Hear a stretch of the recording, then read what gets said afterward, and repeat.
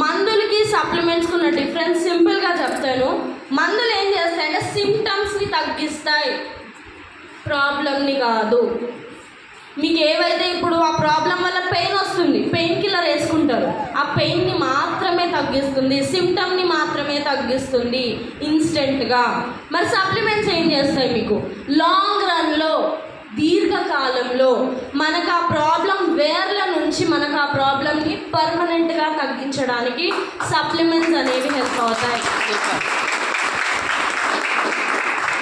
So ఇక్కడ మనకి ఒక సైంటిస్ట్, క్యాన్సర్ని డిస్కవరీ చేసిన సైంటిస్ట్ ఈయన, నోబెల్ ప్రైజ్ విన్నర్ ఈయన, డాక్టర్ ఆటో వార్బర్. ఈయన మనకి ఏం చెప్తున్నారంటే, no disease including cancer can exist in an alkaline environment.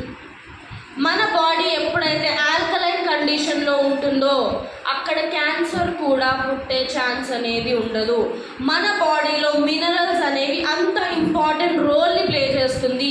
ప్రతి సెల్ వర్క్ అవ్వాలన్నా కూడా మినరల్స్ అనేది అవసరం. సో మినరల్స్ మన బాడీలో